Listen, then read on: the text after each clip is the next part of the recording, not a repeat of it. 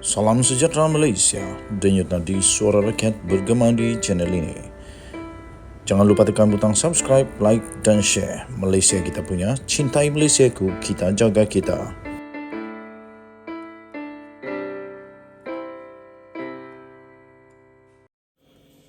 Salam sejahtera Malaysia, denyut nadi suara rakyat bergema di channel ini. Hari ini, tuan-tuan dan puan yang dihormati sekalian, 9 Februari 2022. Muhyiddin pasti lebih pening kepala sekarang ini. SPRM nampaknya hanya tinggal tunggu saja. Tunggu masa yang sesuai sahaja untuk buat serbuan kah, tangkapan kah, apakah kita tengoklah. Tapi terbaru ini disahkan bahawa terdapat transaksi yang tidak mengikut peraturan di dalam perolehan dan kos vaksin COVID-19 yang tidak ikut peraturan. Wow! Disahkan oleh Perdana Menteri Malaysia dan Menteri Kewangan Malaysia. Datuk Seri Anwar Ibrahim berkata, kita mendapati pembelian dan kos vaksin tidak mengikut peraturan. Transaksi yang diluluskan tidak mematuhi proses yang sebenar. Bagaimana duit tu? Apa yang diseleweng pula kali ni? Berapa jumlah yang kena seleweng? Kementerian Kesihatan akan membentangkan kertas putih mengenai perolehan vaksin COVID-19 dan kos yang berkaitan yang telah dikesan tidak mengikuti peraturan pada sidang parlimen yang akan berlangsung bermula 13 Februari ini. Habislah. Nanti waktu parlimen dibuka semula, akan ada manusia-manusia yang rasa kepanasan di dalam Dewan Rakyat. Jangan pula lari. Perdana Menteri Datuk Seri Anwar Ibrahim berkata, Menteri-menteri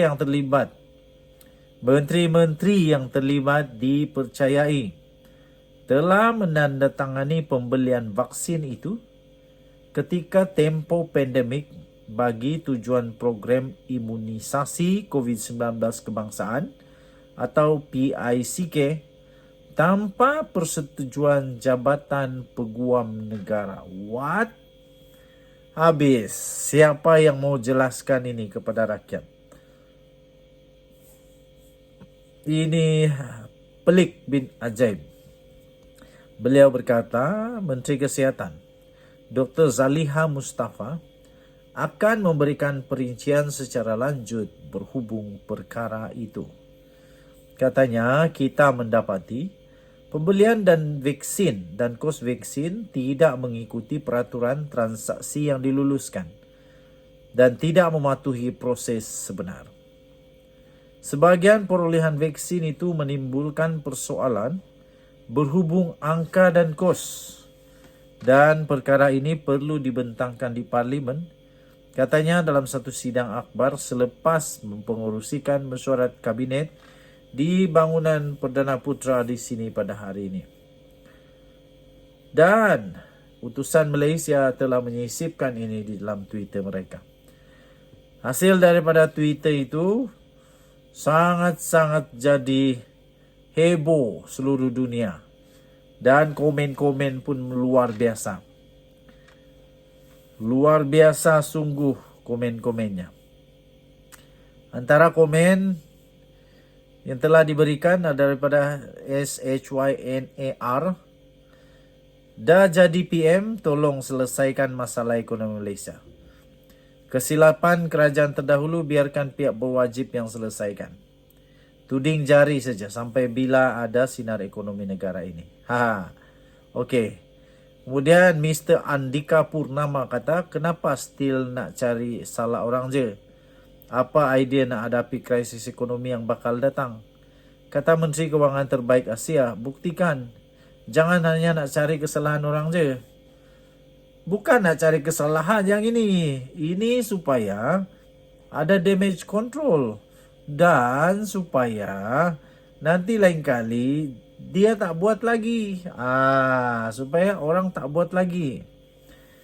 Okey. Apa boleh buat?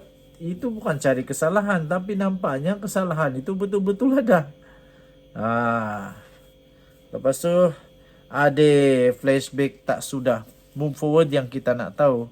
The reason why we change, sebab tahu kerajaan dulu bermasalah. That's why we change. If not, what for? Possibility benda tu tak ikut SOP surely ada atas alasan during crisis management. Dia di street wear hub. Kemudian Amin kata, alhamdulillah ada vaksin dalam keadaan darurat. Kalau tak, kita pilihan raya pun tak boleh buat. Okey, banyak lagi lah tweet, kamu boleh cari sendiri. Denyut Nadi Suara Rakyat bergema di channel ini. Bye-bye. Salam sejahtera Malaysia. Denyut Nadi Suara Rakyat bergema di channel ini. KJ bakal jadi Menteri Besar Selangor. Wow. Saya mau tanya dulu lah orang Selangor, kalau ada yang menonton video ini, apa pendapat kamu kalau Khairi Jamaluddin jadi Menteri Besar Selangor? Wow, ini hebat, mengejutkan dan dahsyat. Tapi sebelum itu saya ingin ucapkan bilion terima kasih kepada semua yang sudah tekan butang subscribe, like dan share. Bagi yang belum, mohon kiranya tekanlah butang subscribe. Bagi yang sudah join member, anda special di channel ini. Sebab itu kita akan hantarkan merchandise, t-shirt, stiker dan macam-macam lagi kepada anda untuk kita menghargai anda.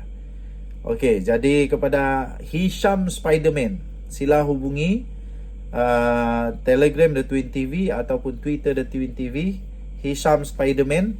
Jika nama anda Hisham Spiderman dan anda boleh buktikan anda Hisham Spiderman, saya akan hantarkan baju t-shirt ini The Twin TV. Baik. Khairi Jamaluddin ditawar tanding pilihan raya negeri Selangor dan dijanjikan jadi Menteri Besar jika menang. Woohoo! Khairi Jamaluddin dilaporkan mempertimbangkan untuk bertanding di Dewan Undangan Negeri DUN Selangor dan ditawarkan menjadi Menteri Besar sekiranya menang. Lapor daripada The Star. Laporan itu bagaimanapun tidak menyebut mana-mana parti politik tertentu yang dikatakan memberi tawaran itu. Di dalam laporan itu berkata terdapat perbincangan dengan beberapa pihak dan terdapat juga perbincangan mengenai peranan, kata Khairi dalam pertemuan dengan Kelab Concord, kumpulan tidak rasmi pengarang dan wartawan kanan yang diketuai oleh Wong Chun Wai.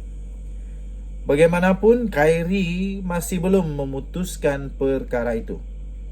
Pilihan Raya Negeri PRN Selangor perlu diadakan pada tahun ini.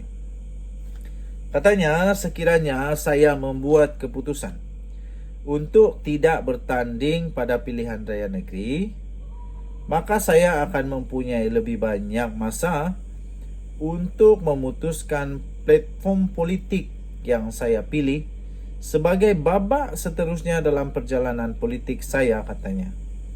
Tambahnya lagi, jika saya mahu menyertai PRN, saya perlu membuat keputusan dalam beberapa bulan akan datang ke arah mana saya akan pergi, katanya. Khairi Jamaluddin menyifatkan pilihan raya negeri akan datang sebagai satu peluang terbaik, tetapi menjelaskan bahawa dia belum memutuskan sama ada dia sudah bersedia untuk berdepan dengan satu lagi pilihan raya. Selepas pilihan raya umum PRU15 lalu, Khairi tewas di Sungai Buloh. Sebelum ini, dia adalah ahli Parlimen Rembau selama 3 penggal. Dia juga pernah menjadi anggota di kabinet di bawah 3 Perdana Menteri. Walau bagaimanapun, Khairi Jamaluddin telah dipecat daripada UMNO pada 28 Januari yang lalu tanpa sebarang alasan rasmi. Difahamkan dia dipecat ekoran mengkritik kepimpinan parti ketika kempen PRU15. Sementara itu, Khairi berkata dia tidak berhasrat untuk menubuhkan parti baru kerana Malaysia ketika ini agak tepu dengan parti politik. Walaupun ia adalah satu pilihan, ia tidak mungkin, katanya. Okey, jadi apa pendapat kamu dan Yud Nadi, Suara Rakyat bergema di channel ini? Adakah anda setuju, rasa suka atau terkejut atau tak setuju kalau Khairi Jamaluddin jadi Menteri Besar Selangor? Sila tinggalkan komen. Kita jumpa lagi. Bye-bye.